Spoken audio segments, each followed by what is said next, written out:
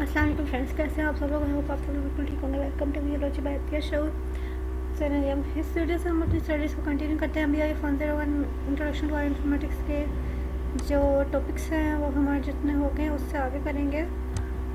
ये सेशन मेरा हो गया एक्सपायर। मैं इसको जो है वो दोबारा से लॉगिन कर लेती हूँ और लॉगिन करके आती हूँ।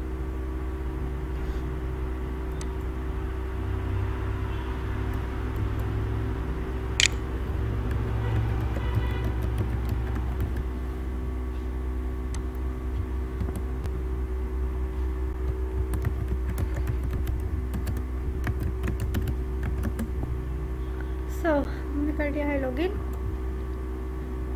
हमारे पास यहाँ पर लेसन नंबर 56 है, इसको करते हैं ओपन।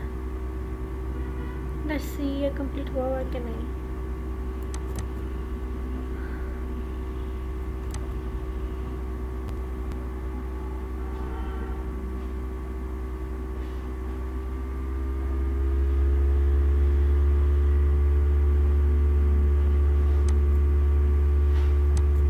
क्या लिखा है? Sorry, video record not exist. क्या है वीडियो रिकॉर्ड एग्जिस्ट नहीं कर रहा? अच्छा, यहाँ पर देखें हमारे पास ये topic number 56 termination of the translation. अच्छा, मैं देखती हूँ कि हमने कितने कर लिए। मैं चैनल में जाकर देखती हूँ कि हमने कितने टॉपिक्स उसके कर लिए हुए हैं। ठीक है, तो देखते हैं हम लोग। ठीक है, ये आप लोग देख सकते हैं काफ़ी सारे वीडियोज़ हैं मेरे चैनल में। इम्पोर्टेंट आजकल के जो इश्यूज़ हमारे एक्टिविटीज़ चल रही हैं और RMS और उसी की हैं, मैं क्योंकि मैं खुद भी कर रही हूँ तो इसीलिए आप लोग के साथ भी वही शेयर कर रही हूँ। बट आई होप आप लोग को भी फ़ायदा होगा। देखिएगा ज़रूर मेरी वीडियोज़ को, ठीक है। और मेरे चैनल को सब्सक्राइब लाजमी कर दिएगा ताकि आने वाली वीडियोज़ का नोटिफिकेशन आप सबको मिलता रहे। ओके, अब मैं चैनल पर सर्च करना है ना, मैं आपके सामने ही सर्च कर रही हूँ। यहाँ पर चैनल पर जैसे ही आप लोग आएंगे, यहाँ पर ड्रॉप आउट के साथ सर्च का बटन होता है। यहाँ पर मैं सर्च करूँगी कि मैंने PIF के कितने टॉपिक्स करने हैं। हाँ जी, देखते हैं। ये देखें, ये 1 to 20 हैं और उसके अलावा फर्स्ट लेक्चर और मैक्सिमम कितने हो रहे हैं।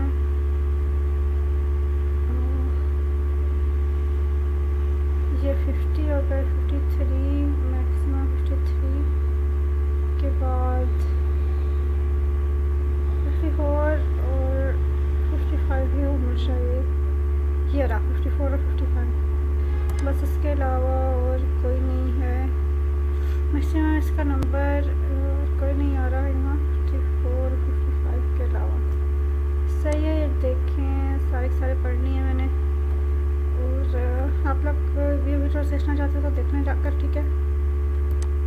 क्योंकि मिड टर्म से पहले मैं तो अपनी सारी रिकॉर्डेड बातें जो है ना वो सुनूँगी, क्योंकि बहुत फ़ायदा होता है सुनने से भी, ठीक है। सो खैर करें। तो यहाँ पर हो गए हमारे 55 टॉपिक्स। तो ये 56 टॉपिक है। यहाँ से हमें स्टार्ट करना है। इसकी प्री असेसमेंट ले लेते हैं। सबसे पहले देखते हैं कितने आते हैं, कितने टाइम के बाद मैं कर रही हूँ इसे। Once the peptidyl transfer is reaction has occurred, the tRNA in the P site is deacetylated, no longer attached to the amino acid, and the growing polypeptide chain is linked to the tRNA in the A site. और no longer attached to amino acid। अच्छा, उसके बाद यहाँ पर इसको मेरे ख्याल में क्या करना चाहिए, ट्रू कर देते हैं, ठीक है। Let's see. वाओ, करेक्ट हो गया। ओह माय गॉड, ये मैं सोचा नहीं था करेक्ट होगा, लेकिन हो गया करेक्ट। खैर, अभी बीच में ब्रेक आया था ना, मतलब इसका कोई सबसे पहले था तो मैंने तब से अब इसे खोला है, ठीक है। सो एक सेकंड फ्रेंड्स, मैं अभी आती हूँ।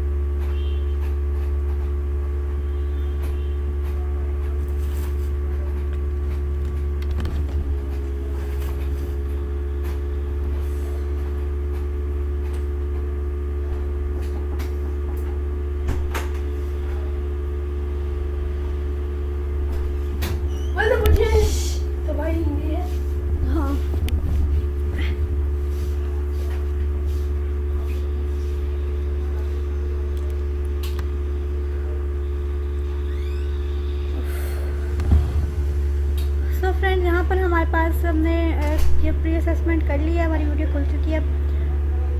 वीडियो खोलते हैं और अपने तरीके से सुन लेते हैं उसे।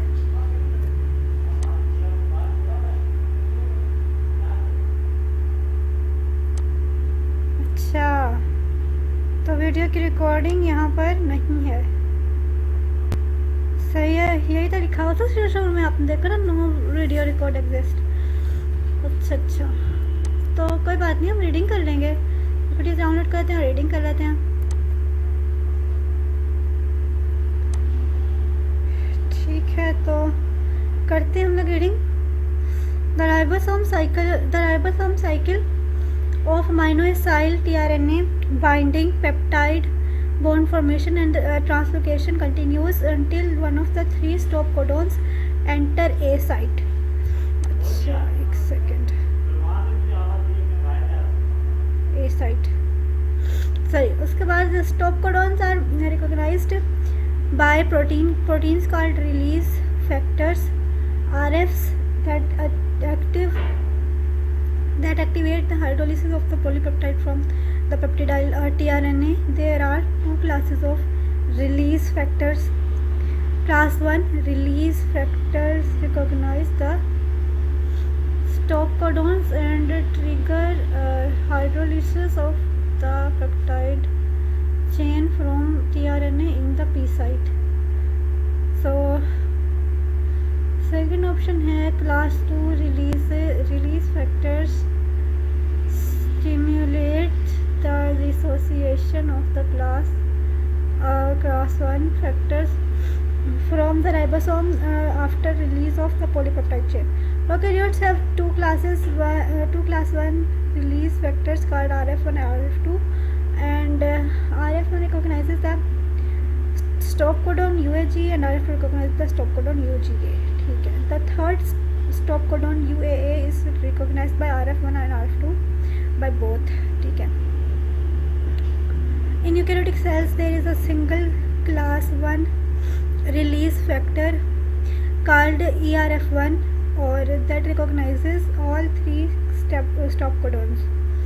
ठीक है, उसके बाद हमारे पास है prokaryotes and eukaryotes have only one class 2 factor called RF3 and ERF3 respectively, like EFG, IF2 and EFTU। Class 2 release factors are regulated by GTP binding and hydrolysis। Okay, उसके बाद है release factors are composed entirely of protein RNA interaction must mediate the stop codon recognition। ठीक है, उसके बाद यहाँ पर tRNA, ये हमारे पास में tRNA है और ये ERF1 है। ठीक है, ओके। उसके बाद हमारे पास है एंटीकोडोन आर्म फ्लेक्सिबल और डोमेन ए फ्लेक्सिबल। सही हो गया। उसके बाद हमारे पास में आ जाती है हमारी स्लाइड्स, तो इसको पढ़ लेते हैं हम लोग। सही है, तो स्लाइड्स हम पढ़ लेते हैं। और यहाँ पर termination of translation the ribosomes cycle of amino acid tRNA binding peptide bond formation and translocation continuous until one of the 3 stop codons enter the A site. ठीक है, उसके बाद it was initially postulated that there would be one or more chain terminating tRNAs that would recognize these codons. However, this is not the case. Instead, stop codons are recognized by proteins called release factors RFs that activate the hydrolysis of the polypeptide from the peptidyl tRNA. So here there are 2 classes of release factors की 2 classes हैं। Class 1 release factor recognise the stop codons and trigger hydrolysis of the peptide chain from the tRNA in the P site. ठीक है, उसके बाद है prokaryotes have 2 class 1 release factors called RF1 and RF2. RF1 recognizes the stop codon UHE and RF2 recognizes the stop codon UGA. The third stop codon UAA is recognized by both RF1 and RF2. ठीक है, उसके बाद हमारे पास in eukaryotic cells there is a single class 1 release factor called ERF1 that recognizes all three stop codons. Class 2 release factors stimulate the dissociation of the class 1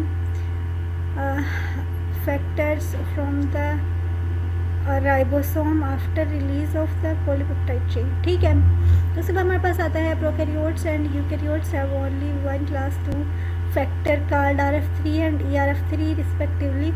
Like EFG, IF2 and EFTU, class 2 release factors are regulated by GTP binding and hydrolysis. ठीक है, उसके बाद हमारे पास में है how to release factors recognize stop codons. Because release factors are composed entirely of protein RNA interaction must mediate stop codon recognition. अच्छा, उसके बाद experiments in which short coding regions were genetically swapped between RF1 and RF2 having different stop codon specificity identified a 3 amino acid sequence that is critical for release factor specificity. अच्छा, सही. उसके बाद है जब exchange of these 3 amino acids between RF1 and RF2 swaps the stop codon specificity of the two complexes. ठीक है, उसके बाद for this reason this 3 amino acid sequence is called a peptide anticodon and must interact with and recognize stop codons. A 3D structure of RF1 bound to the ribosome confirms that RF1 binds to the A site of the ribosome. अच्छा, उसके बाद है in this structure the peptide anticodon is located very near the anticodon, but it is likely that there are additional protein regions that contribute to codon recognition. अच्छा, a region of class 1 release factor that stimulates polypeptide release has also been identified. All class 1 factors share a conserved 3 amino acid sequence glycine glutamine.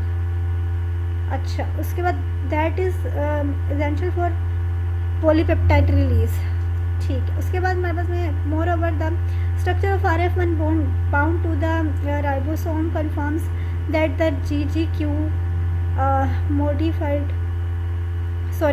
is located in close proximity to the peptidyl transferase center. अच्छा, उसके बाद it remains unclear whether the GGQ motif is directly involved in the release of polypeptide from the peptidyl tRNA or it induces a change in the peptidyl transferase center that allows the center itself to catalyze hydrolysis. सही है, उसके बाद हमारे पास है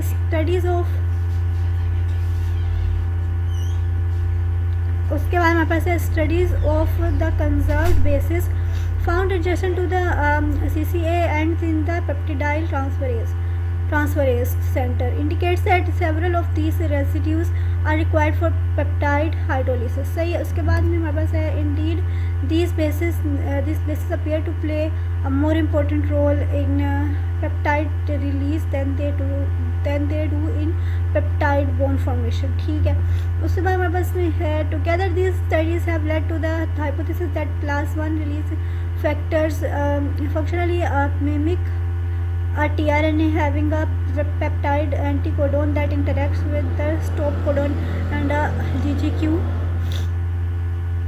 motif that reaches into the peptidyl transferase center.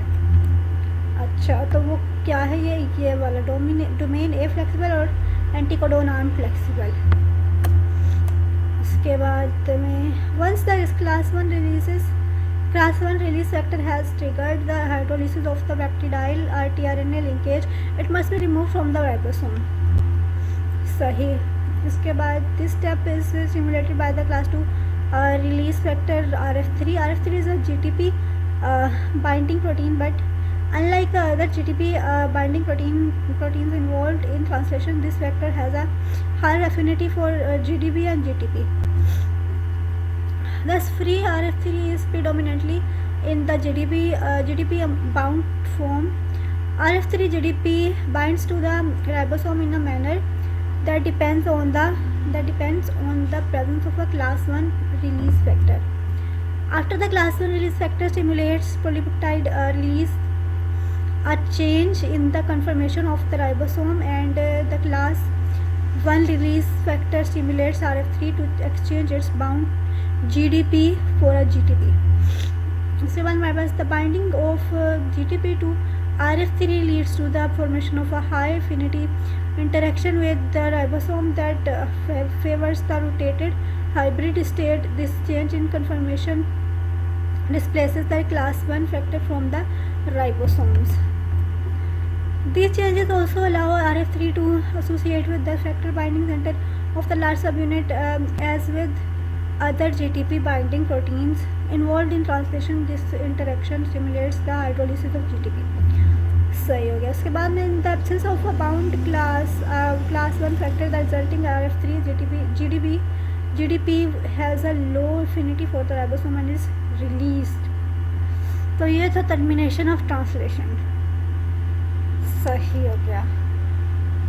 उसके बाद हम लोग चलते हैं आगे हमारी पोस्ट असेसमेंट है.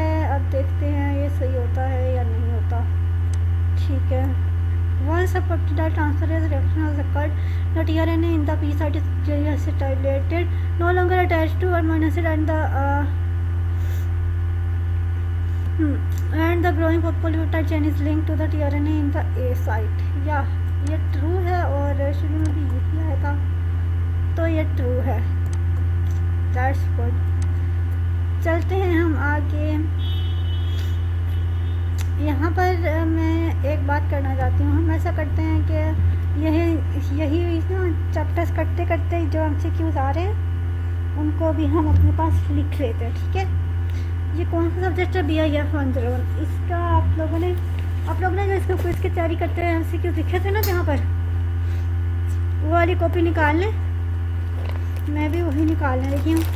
उसमें थोड़ी सी जगह है अभी भी वैसे तो, इसीलिए मैं उसके अंदर ही लिखूँगी. इसको भी मैं देखती हूँ BIF वाला कौन सा है. ये बिल्कुल थोड़े से MCQs की जगह है. उसके बाद दूसरी कॉपी शुरू कर लेंगे. ये छोटी छोटी कॉपीज़ बनी हुई है, मतलब स्टिकी नोट्स है ना, ये छोटे कॉपीज़ की तरह लंबे लंबे. ठीक है. बहुत अच्छे मज़े के लगते हैं. चलिए मैं ऐसा करूँगी कि मतलब मैं आपको कह रही हूँ कि मैं खुद कर रही हूँ, तो आप लोग अगर करना चाहते हो तो ऐसा कर लें, क्योंकि MCQs के लिए आप फ़ायदा होगा इस काम से. ठीक है. सो ये MCQ निकाल कर मैं रखती हूँ और उसको लिख लेती हूँ. ठीक है. ये वाला MCQ आप लोग भी लिख लें.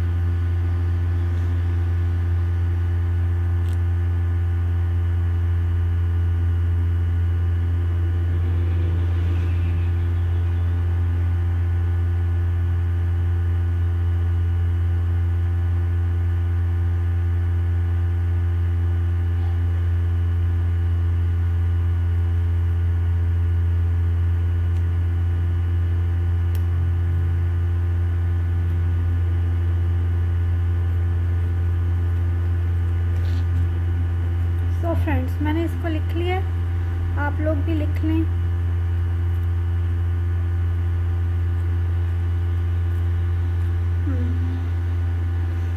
आप लोग भी लिख लें अपने पास। लिखना कैसे आप लोगों को पता है, एक साइड पे सवाल, दूसरी साइड पे जवाब, ठीक है। और इसको संभाल के रखने क्योंकि ये अलग हो जाते हैं एक दूसरे से, ठीक है, पेपर। और स्टिकी नोट्स वाले तो अलग हो जाते हैं, तो आप लोग बस इसको संभाल के रख लें और हम चलते हैं आगे। यहाँ पर जो है ना हमारा एक टॉपिक हो गया कंप्लीट। हम चलते हैं अगले टॉपिक की तरफ, ठीक है। 56 इज डन। टॉपिक नंबर 57, और इसमें आप लोग देखें यहाँ से पोस्ट और प्री असेसमेंट भी नहीं है इसके अंदर, तो कोई बात नहीं, हो सकता है आगे कहीं आ जाए, कोई मसला नहीं है। हम इसको कर लेते हैं डाउनलोड, पीपीटीज को और हैंडआउट्स को पढ़ लेते हैं। हाँ, so main topic is termination of the translation part 2। अच्छा, termination of the translation part 2, the ribosome cycle of amino acid tRNA binding peptide formation and translocation continues until one of the 3 stop codons enter the A site. अच्छा, stop codons are recognized by protein called release factors that activate the hydrolysis of the polypeptide from the peptidyl tRNA. There are 2 classes of release factors. Class 1 release factors recognize the stop codon and trigger hydrolysis of the peptide chain from the tRNA and in the P site. Class 2 release factor stimulates the dissociation of the class 1 factors from the ribosome after release of the polypeptide chain, ठीक है। Prokaryotes have 2 class 1 release factor called RF1 and RF2. RF1 recognizes the stop codon UAG and RF2 recognizes the stop codon UGA. The third stop codon UAA is recognized by both RF1 and RF2. In eukaryotic cell there is a single class 1 release factor called ERF1, ठीक है, that recognizes all the 3 stop codons. सही। Prokaryotes and eukaryotes have only one class 2 factor called RF3 and ERF3 respectively. सही। उसके बाद like EFG, IF2 and EFTU class 2 release factors are regulated by GTP binding and hydrolysis. Release factors are composed entirely of protein RNA interaction must immediate stop codon recognition. सही होगा। अब हम चलते हैं अपने इसकी तरफ, 50 ओपन हो जाती है तो हम पढ़ लेंगे। अगर ये आप लोग को भी लग रहा होगा कि ये रिपीट है पीछे वाली स्लाइड्स का, तो कोई बात नहीं, रिपीट भी है तो कोई बात नहीं है, क्योंकि अगर हम इसको ज़रा थोड़ा और बार रीड आउट कर लेंगे तो ये हमारे हक में बेहतर है, क्योंकि मुझे तो इसे दोबारा रीड आउट करना है। अगर रिपीट भी है तो कोई मसला नहीं है, इससे अच्छे से इससे ना तमाम चीज़ें बैठ जाती हैं, ठीक है। चलें जी, फोकस करके इसको रीड आउट करें तो फिर हम काफ़ी फ़र्क पड़ जाएगा, ठीक है, इसको समझने में। चलिए चलते हैं आगे। Termination of translation, the ribosome cycle of amino acid tRNA binding peptide bond formation and translocation continues until one of the 3 stop codons enters the A site, ठीक है। अब इसको मैं थोड़ा एक्सप्लेन हम कर लेते हैं, ठीक है। The ribosome cycle of amino acid tRNA, मतलब कि राइबोसोम साइकिल का मतलब है जो प्रोटीन बनने का प्रोसेस है ना राइबोसोम का। राइबोसोम जो mRNA को डिकोड कर रहा था, tRNA जो है वो mRNA को लेकर आया, मतलब कि tRNA आया राइबोसोम के पास और उसने कोडोन्स का बताया। कोडोन मतलब प्रोटीन के उसके ऊपर लगी होती है ना, प्रोटीन का एक पार्ट लगा होता है, कोड लगा होता है, चीन लगी होती है, कोड लगा होता है उसके ऊपर, ठीक है, कोडोन बोलते हैं उसे। वो उसने आकर के मैच किया, राइबोसोम के पास आया, फिर उसके बाद राइबोसोम ने पढ़ा उसे mRNA को, ठीक है। उसके बाद फिर प्रोटीन बनती गई, ठीक है, और कोड आते गए और प्रोटीन बनती गई, ठीक है, डिकोडिंग होती गई है उसकी, mRNA जो है डिकोड करता गया और प्रोटीन बनाता गया, ठीक है। तो जो mRNA बोल रही है राइबोसोम प्रोटीन बनाता जाता है। तो इस तरह से ना राइबोसोम का साइकिल चल रहा था और उसमें क्या हुआ कि अमीनो उसमें क्या हो रहा था उसके साइकिल में, अमाइनो एसिड टीआरएनए बाइंडिंग और उसके बाद पेप्टाइड बॉन्ड फॉर्मेशन हो रही थी, ठीक है, पेप्टाइड बॉन्ड फॉर्मेशन हो रही थी, सही है। उसके बाद टीआरएनए बाइंड हो रहे थे और उसके बाद पेप्टाइड बॉन्ड की फॉर्मेशन हो रही थी एंड ट्रांसलोकेशन हो रही थी, कोड्स की ट्रांसलोकेशन हो रही थी, ठीक है। अच्छा, उसके बाद उसके नतीजे में प्रोटीन बन रही थी, सही है। कंटिन्यूस अंटिल, वो जारी रहती है अंटिल जब तक के one of the 3 stop codons enter the A cell, यहाँ तक कि उसको स्टॉप करने के लिए टर्मिनेशन का मतलब ही रोकना होता है, और ट्रांसलेशन का मतलब है कि कोई बंदा कुछ पढ़ रहा है और उस काम को उसको रोक देना, ठीक है। कौन पढ़ रहा है यहाँ पर? राइबोसोम पढ़ रहा है और क्या कर रहा है? प्रोटीन बना रहा है, उसका काम है प्रोटीन बना रहा है, तो वो कर रहा है, तो वो कब स्टॉप होगी? जब कोई स्टॉप कोडॉन आकर के वहाँ पर ए साइट पर एंटर हो जाएगा, मतलब जिस साइट पर वो काम हो रहा है ना वहाँ पर जा कर के वो एंटर हो जाएगा। एंटर होने के बाद क्या होगा अगली स्लाइड में हम लोग देखते हैं। It was initially postulated that there would be one और more chain terminating tRNAs that would recognise these codons. ये पहले ये माना जाता था कि यहाँ पर जो है ना एक या एक से ज़्यादा चेन्स होंगी, चेन टर्मिनेटिंग टीआरएनए, टर्मिनेट करने के लिए जो टीआरएनए है वो एक से ज़्यादा होंगे, एक या एक से ज़्यादा होंगे, तो that would recognise this codon, जो कि इन कोडॉन्स को स्टॉप कोडॉन्स को रिकॉग्नाइज कर लेंगे, पहचान लेंगे। However this is not the case, लेकिन ऐसा असल में नहीं है। पहले ये माना जाता था लेकिन असल में ऐसा नहीं है। अब इन्होंने सर्च की होगी रिसर्चर्स ने, तो उनको पता चला होगा कि नहीं भाई ऐसा नहीं है, ठीक है। उसके बाद इंस्टेड स्टॉप कोडॉन्स, इसके अलावा वाला बात असल में क्या है कि स्टॉप कोडॉन्स जो हैं वो are recognise by proteins called, वो स्पेशल टाइप ऑफ प्रोटीन से रिकॉग्नाइज किए जाते हैं, स्पेशल टाइप ऑफ चीज़ें होती हैं, प्रोटीन्स होती हैं, वो उसको रिकॉग्नाइज करते हैं मतलब कि उनका नाम क्या है, उन लोगों का, उन प्रोटीन्स का नाम है रिलीज फैक्टर्स, ठीक है। ये रिकॉग्नाइज करते हैं, किसे करते हैं रिकॉग्नाइज? स्टॉप कोडॉन्स को, जो कि एक टर्मिनेटिंग चेन को, मतलब कि एक चेन को जो है वो टर्मिनेट करते हैं, ठीक है, स्टॉप करते हैं, लॉक करते हैं, रोकते हैं, ठीक है। तो उन कोडॉन्स को जो है वो एक प्रोटीन पहचानती है, वो थी release factors that activate the hydrolysis of the polypeptide from the peptidyl tRNA, जो कि पेप्टिडाइल टीआरएनए पर जो पॉलीपेप्टाइड फॉर्मेशन हो रही है उसको जो है वो हाइड्रोलाइज कर देता है, उसके हाइड्रोलिसिस को एक्टिवेट कर देता है, ठीक है। और उसके बाद फिर हमारे पास आता है कि कौन एक्टिवेट करता है? वो रिलीज फैक्टर्स वो जो स्टॉप प्रोटीन, वो जो है रिलीज फैक्टर, जो प्रोटीन टीआरएनए को जो है वो रिकॉग्नाइज करेगी, जो स्टॉप कोडॉन को रिकॉग्नाइज करेगी, ठीक है। तो ये प्रोटीन उसको रिकॉग्नाइज करती है और एक्टिवेट कर देती है हाइड्रोलिसिस प्रोसेस, पॉलीपेप्टाइड चेन का, पॉलीपेप्टाइड बॉन्ड की हाइड्रोलिसिस प्रोसेस को एक्टिवेट कर देती है, स्टार्ट कर देती है। There are 2 classes of release factors. अब उस प्रोटीन की 2 क्लासेस हैं, 2 हिस्सों में वो वाली प्रोटीन डिवाइड हुई है जो कोडॉन्स को, प्रोटॉन्स को पहचानती है, ठीक है। अच्छा, उसके अलावा है कौन सी क्लास है? Class 1 release factor recognise the stop codons and trigger hydrolysis of the peptide chain from the tRNA in the P site. अच्छा, एक क्लास है वो पी साइट पर टीआरएनए को पॉलीपेप्टाइड टीआरएनए, एक टीआरएनए पर जो पी साइट पर मौजूद होता है उस पर जो प्रोटीन बन रही होती है उसके पेप्टाइड बॉन्ड्स की हाइड्रोलिसिस को जो है स्टार्ट करता है, ट्रिगर करता है, शुरू करता है। कौन शुरू करता है? वो एक क्लास 1 रिलीज फैक्टर प्रोटीन जो है ना वो रिकॉग्नाइज करती है कोडॉन को और फिर वो रुकना शुरू हो जाता है पी साइट वाला, ठीक है। उसके बाद जो काम होता है वो होता है prokaryotes have 2 class 1 release factors called RF1 और RF2। अच्छा, प्रोकैरियोट्स अपने प्रोकैरियोट्स में अब ये दोनों काम, ये काम करने के लिए जो प्रोटीन्स है ना वो 2 हैं, ये क्लास 1 रिलीज फैक्टर वाली प्रोटीन्स हैं, 2 हैं, RF1 और RF2।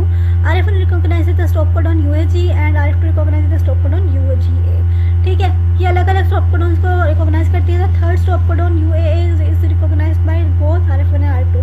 अब जो थर्ड कोडॉन है स्टॉप कोडॉन 3 है ना, 2 स्टॉप कोडॉन अलग अलग जो है वो करती हैं रिकॉग्नाइज, और एक कोडॉन को दोनों रिकॉग्नाइज करती हैं, ठीक है।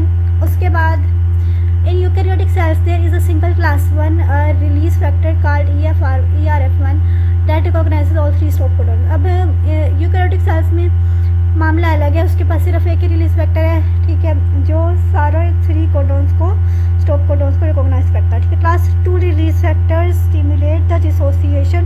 अब वो क्लास 1 का काम था ना कि पी साइट पर आकर के जो फॉर्मेशन हो रही है प्रोटीन की उसको रोकना, सही है। उसको क्लास 1 का जो प्रोटीन थी उसने उन स्टॉप कोडॉन्स को रिकॉग्नाइज किया और एक्टिवेट कर दिया उस काम को कि जो पी साइट पर हो रहा था, ठीक है, उसको रोकने के लिए एक्टिवेट हो गया, मतलब रिएक्शन एक्टिवेट हो गया ना, मतलब काम हो गया, रोकने वाला काम शुरू हो गया, ठीक है। उसके बाद फिर class 2 release factors stimulate the dissociation of the class 1 factors from the ribosome after the release of the polypeptide chain. अब जब क्लास 2 जो है वो रिलीज फैक्टर, ये दूसरी प्रोटीन है, ये स्टिमुलेट कर देती है, शुरू कर देती है जहाँ डिसोसिएशन, तोड़ना शुरू कर देती है क्लास 1 फैक्टर्स को फ्रॉम द राइबोसोम्स। अब वो क्लास 1 फैक्टर ने अपना काम कर लिया, अब क्लास 2 फैक्टर का काम है जो वो उसको क्लास 1 फैक्टर को ही तोड़ना शुरू कर देता है राइबोसोम के पास से, ठीक है, after release of the polypeptide chain, जब पॉलीपेप्टाइड चेन जो है ना बनकर रिलीज हो जाती है, ठीक है, क्योंकि उसने क्लास 1 का तो काम कंप्लीट हो गया ना, उसने पॉलीपेप्टाइड चेन को रोक दिया, वहाँ तक वो एक पॉलीपेप्टाइड चेन बन गई, वो अब रिलीज होगी। रिलीज कैसे होगी कि उसका जो है ना काम वो रुक जाएगा, क्लास 2 फैक्टर आकर के उसको ख़त्म कर देगा और वो जो प्रोटीन है वो रिलीज हो जाएगा, ठीक है। उसके बाद है prokaryotes and eukaryotes have only 1 class 2 factor called RF3 and ERF3 respectively. अब इन दोनों के पास एक ही फैक्टर होता है RF2 वाला, ठीक है, क्लास 2 फैक्टर जो रोकने वाली प्रोटीन होती है ना, पहली प्रोटीन को रोकने के लिए जो सेकंड प्रोटीन है वो इनके पास एक ही होता है, वो कौन सा होता है RF3 ना ERF3। प्रोकैरियोट के पास RF3 और यूकैरियोट के पास ERF3, ठीक है। उसके बाद में like EFG, IF2 and EFTU class 2 release factors are regulated by GTP binding and hydrolysis. अब ये रेगुलेट होते रहते हैं, चलते रहते हैं, किस तरह से, GTP बाइंडिंग से, ठीक है, और हाइड्रोलिसिस से। अच्छा, उसके बाद how do release factors recognise stop codons. अब रिलीज फैक्टर जो है वो स्टॉप कोडॉन्स को कैसे रिकॉग्नाइज करते हैं, प्रोटीन जो है स्टॉप कोडॉन्स को कैसे पहचानती है, because release factors are composed entirely of protein RNA interaction must mediate stop codon recognition. अब देखें, क्योंकि प्रोटीन के बने हुए होते हैं और प्रोटीन की इंटरेक्शन RNA से होती है, तो जो है ना वो मीडिएट कर सकती है स्टॉप कोडॉन की रिकॉग्निशन को, ठीक है, उसे स्टॉप कोडॉन को रिकॉग्नाइज करना चाहिए, सही है। उसके बाद हमारे पास एक्सपेरिमेंट्स है, experiments in which short coding regions were genetically swapped between RF1 and RF2 having different stop codons specifically identified a 3 amino acid sequence that is critical for release factor specificity, ठीक है। अब ये देखने के लिए कौन सा रिलीज फैक्टर, कौन सा कोडॉन जो है वो रिकॉग्नाइज करता है, उसके लिए एक्सपेरिमेंट परफॉर्म किया गया, ठीक है। उसके बाद exchange of these 3 amino acid between RF1 and RF2 swaps the stop codon specificity of the 2 complexes. अब वो जिस कोडॉन को रिलीज करेगा, पहचानेगा, उसके साथ काम करेगा, तो वही उसका स्पेसिफिक प्रोटीन होगी, ठीक है। उसके बाद आगे चलते हैं। अच्छा, उसके बाद है for this reason this 3 amino acid sequence is called peptide anticodon and must interact with recognise and stop codons, ठीक है, ठीक है। उसके बाद फिर ये इसका रिजल्ट हो गया ना, this 3 amino acid sequence is called a peptide anticodon and must interact with and recognise stop codon. इसको फिर जो रिलीज फैक्टर का पार्ट होता है, ये जो है ना जाकर के स्टॉप कोडॉन को रिकॉग्नाइज करता है, ठीक है। उसके बाद a 3D structure of RF1 bound to the ribosome confirms that RF1 binds to a site of the ribosome, ठीक है। In this structure, the peptide anticodon is located very near the anticodon, but it is likely that there are additional protein regions that contribute to codon recognition। अच्छा, उसके बाद a region of class 1 release factor that stimulates polypeptide release has also been identified. All class 1 factors share a conserved 3 amino acid sequence glycine glutamine that is essential for polypeptide release, सही है। इसको moreover the structure of RF1 bound to the ribosome confirms that the GGQ motif is located in close proximity to the peptide transferase center. अच्छा, उसके बाद it remains unclear whether the GGQ motif is directly involved in the release of polypeptide from the peptidyl tRNA or it induces a change in the peptidyl transferase center that allows the center itself to catalyze hydrolysis. Studies of the conserved bases found adjacent to the CCA ends in the peptidyl transferase center indicate that several of these residues are required for peptide hydrolysis. Indeed, these bases appear to play a more important role in peptide release than they do in peptide bond formation.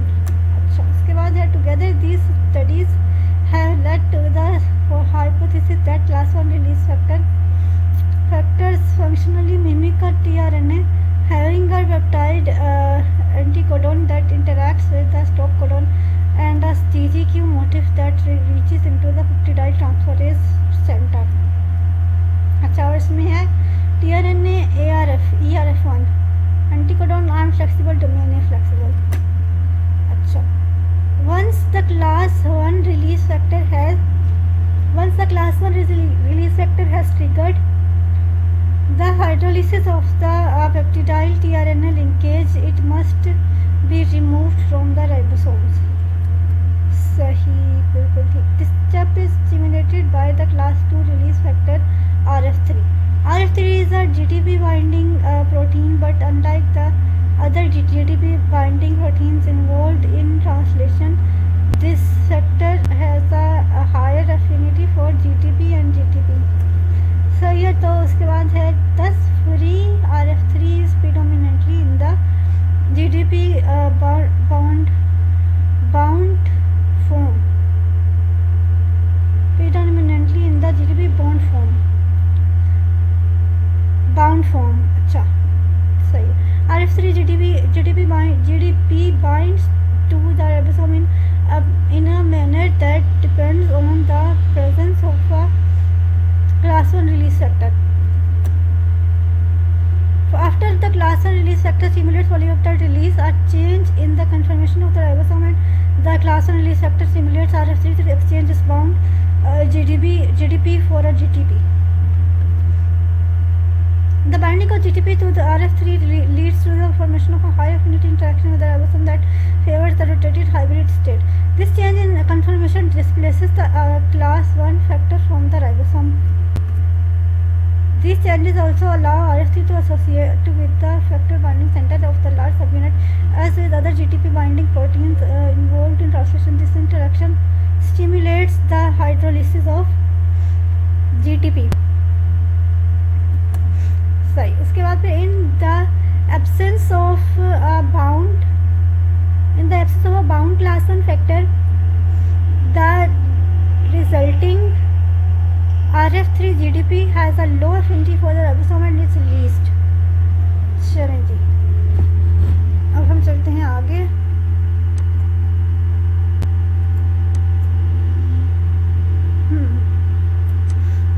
So we are done with this topic. आगे चलते हैं. अब आगे से मुझे लगता है कि किसी के भी पोस्ट प्री असेसमेंट भी नहीं है और वो भी नहीं है वीडियो. ठीक है, sorry, video record not exist. ठीक है, मसला नहीं है इसमें. हमारा टॉपिक है अमीनो एसिड्स और इसके हैंडआउट्स रीड कर लेंगे और पीपीटीज रीड कर लेंगे. ठीक है.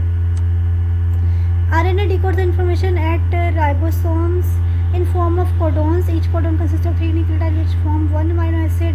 Different combination of codons. ये सारा चार्ट है. ठीक है, इसकी ये वाली साइड और ये वाली साइड और ये वाली साइड अपने याद करनी है और फिर ये वाली सारे हमने नाम याद करने के. 3U किस में होते हैं, UUC किस में होते हैं, ये इस नामों में कौन कौन से आते हैं. ठीक है, ये नाम याद करने हैं, ये के और के और के और के. ठीक है, आर्गोन, सीराइन, आर्जिनिन और आर्गोन बोल्डिन आर्जिनिन है. Stop codon. सही है, ये सब आपने याद कर लेना है. मैं भी इसको याद कर लूँगी. ठीक है, पेपर में लिख के तो फिर याद होगा, ये वैसे नहीं याद होगा. अच्छा, introduction amino acid. Amino acid, any of a group of organic molecules that consist of a basic amino acid minus NH2 and acidic carboxyl group COOH and an organic R group और side chain. ठीक है. उसके बाद that is unique to each amino acid. The term amino acid is short for amino alpha amino carboxylic acid. Each molecule contains a central carbon C atom. ठीक है. उसके बाद C atom called the alpha carbon to which both an amino acid and a carboxyl group are attached. The remaining two bonds of the alpha carbon atom are generally satisfied by a hydrogen atom and the R group. The formula of the general amino acid is C. दरमियान में carbon alpha carbon है, ये दरमियान में है. उसके बाद में इसके अल्फा कार्बन के साथ में ही अमाइनो ग्रुप है, उसके साथ में ही हाइड्रोजन का ग्रुप है, उसके साथ में ही फिर एक तरफ आर चेन है, साइड चेन, और उसके साथ में एक तरफ COOH है. इसमें से बाकी सब सेम रहेगा, यही आर चेन चेंज होती रहेगी. ठीक है. तो ये कार्बोक्सिलिक ग्रुप है. ठीक है. कार्बन की 4 वैलेंसीज होती है, 4 वैलेंसीज सारी सेटिस्फाई हो गई. एक वैलेंसी पर ये कार्बोक्सिलिक ग्रुप, एक पर अमाइनो ग्रुप, हाइड्रोजन का ग्रुप, एक पर साइड चेन. ठीक हो गया. उसके बाद हम चलते हैं आगे. The amino acid differs from each other in the particular chemical structure of the R group. There are 20 different amino acids in nature. Therefore, they fall together and make a protein structure by polymerizing themselves. If we observe the structure of amino acid, it contains nitrogen, hydrogen, oxygen, and 2 carbon atoms and a variable group, capital R alkyl group. ठीक है. उसके बाद हमारे पास ये ठीक है. उसके बाद में हमारे पास आ गया है ये periodic chart of amino acids. अच्छा, ये बहुत अच्छा है, बहुत इंटरेस्टिंग है. ये अमाइनो एसिड का पीरियोडिक चार्ट है जनाब. ठीक है. उसके बाद mechanism. When polymerisation takes place, then water is formed. On the removal of water, peptide bond formed between two amino acid. Long chain of peptide bond formed. ठीक है. उसके बाद form protein bonds form protein. amino acid 1 2 peptide bond water. ठीक है. dipeptide जिसमें 2 peptide bond होते हैं. ठीक है. ये सारा process. Cells are built from proteins. ठीक है. ये प्रोटीन्स हैं. सही है. प्रोटीन किससे बनती हैं? अमाइनो एसिड से. सही. उसके बाद conclusion. Amino acids polymerise and form peptide bonds also known as peptide linkage. Then proteins formed. Protein folds itself in 3D structure to acquire more stability, and these proteins form cells with the collaboration of other biomolecules. सही है. उसके बाद इसको खोल लेते हैं और इनको भी पढ़ लेते हैं हम लोग. सही है. तो अमाइनो एसिड्स. ठीक. Background. Translation involves coding of protein by RNAs at ribosomes. Coding of 3 nucleotides from the RNA molecules code 1 amino acid at a time. सही. उसके बाद first letter, second letter, third letter. ठीक है. Amino acids. ये phenylalanine, leucine और ये इन दोनों में मुझे कंप्लीट नाम नहीं आती. वेलाइन, एलेनाइन, लाइसाइन, ग्लूटामाइन मेरे ख्याल में. ठीक है. तो ये सब हैं, इनको हमने याद करना है. उसके बाद periodic chart of amino acid है. Histidine, arginine, phenylalanine, alanine, cysteine, glycine, और इसका मुझे पता. हाँ, ये लिखा ग्लूटामाइन. हाँ, glutamic acid, aspartic acid, arginine, phenylalanine, lysine, leucine और मेथियोनिन और एस्प्रोजीन, सीराइन, टायरोसिन, थर्मिन, और ये पता नहीं क्या है, थीरोसिन है मेरे ख्याल में, सही है। और प्रोलाइन, वेलाइन, ट्राइफोफेन, सही है। तो ये पीरियोडिक चार्ट था amino acid, chemical structure of amino acid R, और ये अमाइनो ग्रुप है, ये हाइड्रोजन है, ये कार्बन है, अल्फा कार्बन है, ये बीटा कार्बन, ये बीटा कार्बन भी है, लेकिन ये अल्फा कार्बन है, अल्फा कार्बन के साथ ये कार्बन के साथ वाला दूसरा वाला ग्रुप है, ठीक है। उसके बाद अमाइनो एसिड 1, अमाइनो एसिड 2, ये पॉलीपेप्टाइड बॉन्ड है।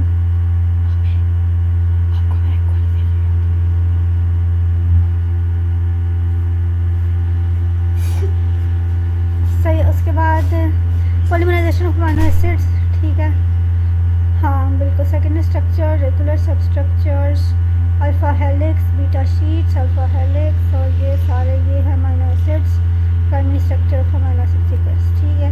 उसके बाद है two folded proteins, cells are build from proteins, और प्रोटीन का बिल्डिंग ब्लॉक कौन है? Amino acid.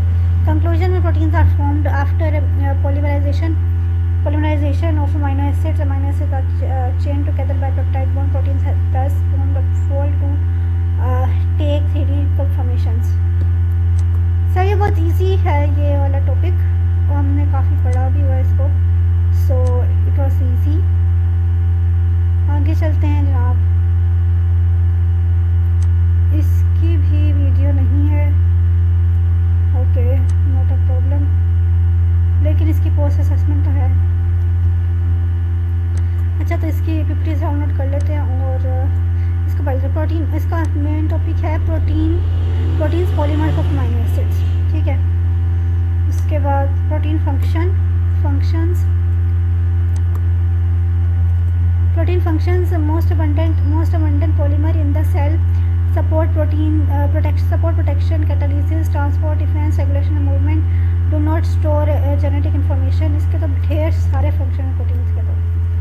सही। अमाइनो एसिड स्ट्रक्चर, ये देखिए सेम ही है, amino group, chain, side chain, hydrogen group और कार्बोक्सिल ग्रुप, ठीक है।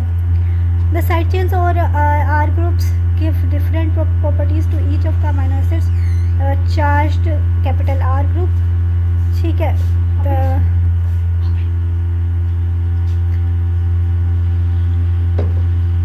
सो उसके बाद है द नेगेटिव aspartic acid और glutamic acid, और the general structure of all amino acids, is the same, ठीक है। और but each has a different side chain, ठीक है ना, पहले भी हमने पिछले टॉपिक में भी इसको देखा है, ठीक है। Amino acid have both 3 letters and single letter abbreviations, ठीक है, जैसे कि ये आर्जिनिन, हिस्टिडाइन, लाइसाइन, ठीक है। उसके बाद non polar R groups, amino acids with non polar R groups side chain, alanine, isoleucine, leucine, methionine, सही है, ये नॉन पोलर आर ग्रुप्स हैं, सही है। फिनाइलएलानाइन, ट्रिप्टोफैन, वेलाइन, ठीक है। Polar and special R groups, और ये पोलर और स्पेशल आर ग्रुप्स हैं amino acids with polar but uncharged side chains, hydrophilic, ठीक है, हाइड्रोफिलिक, सही है। और serine, threonine, asparagine, glutamine, tyrosine, ठीक है। उसके बाद स्पेशल केसेस सिस्टीन, ग्लाइसिन और प्रोलाइन, ठीक है। उसके पढ़ लेते हैं PPTs।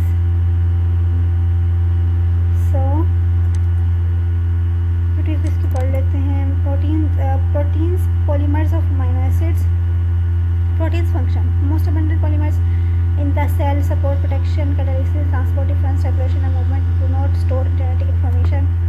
और the side chains or amino acid structure, the side chains or R groups give different properties to each of the amino acids, ठीक है। ये हमने पढ़ लिया, डन हो गया, ठीक है। उसके अगर पोस्ट असेसमेंट है हमारे पास, इसको ले लेते हैं।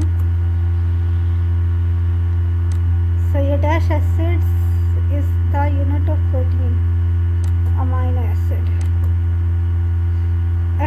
एक्सप्रेशन, अच्छा इसको लिख भी लेते हैं ना।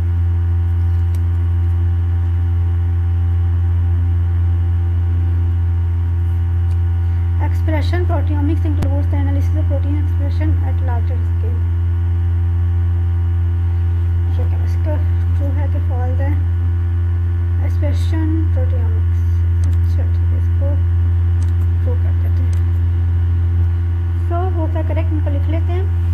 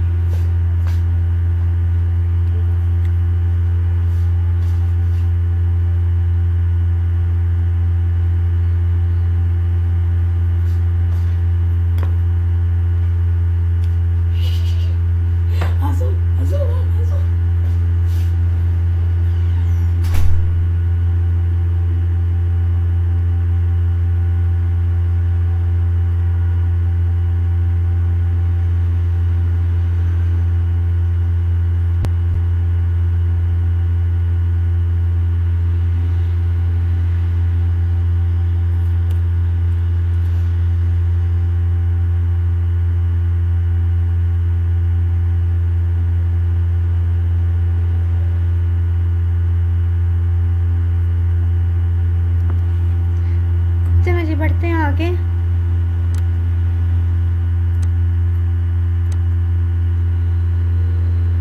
सो यहाँ पर शायद हमारे पास वीडियो यहाँ पर भी नहीं है। ओके, प्री असेसमेंट है, फिर से लेते हैं हम। Expression proteomics includes the analysis of protein expression at larger scale. True. तो हमने ये लिखा भी हुआ है, आप लोग देख लें। सो दिस इज़ वीडियो जो कि एग्जिस्ट नहीं करती, खैर।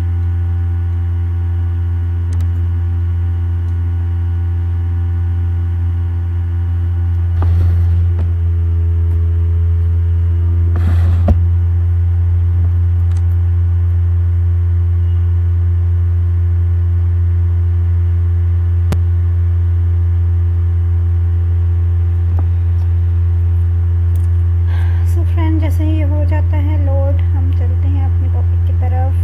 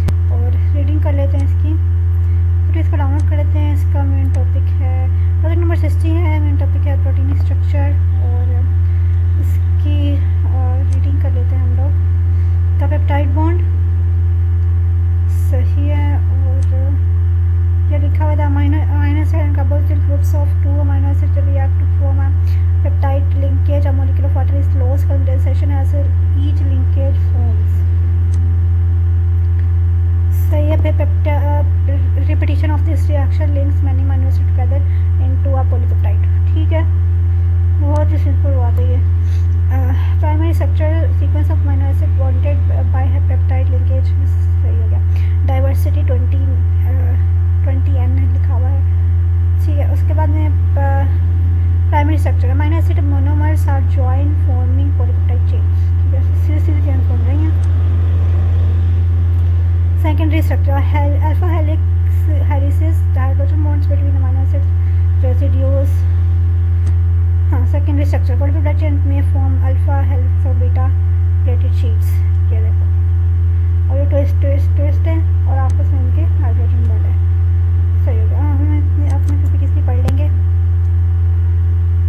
कैसे कर लिया ओपन और इसको पढ़ लेते। प्रोटीन स्ट्रक्चर सही है, हमने ये पढ़ लिया है, ये भी पढ़ लिया है। और secondary structure primary structure sequence of amino acid bonded by peptide linkages diversity 2n और 20n सॉरी। उसके बाद में secondary structure alpha helices hydrogen bond between amino acid residues. अच्छा, secondary structure beta pleated sheet hydrogen bonds between amino acid and residue. Tertiary structure generated by bending and folding of the polypeptide chain. Tertiary structures of polypeptides fold, forming specific shapes. Folds are stabilized by bonds including hydrogen bond and disulfide bridges. ठीक हो गया। But quaternary structure arrangement of multiple protein molecules in a multi subunit complex. ये ठीक हो गया, done। So सही है। फिर इस वीडियो में हम इतने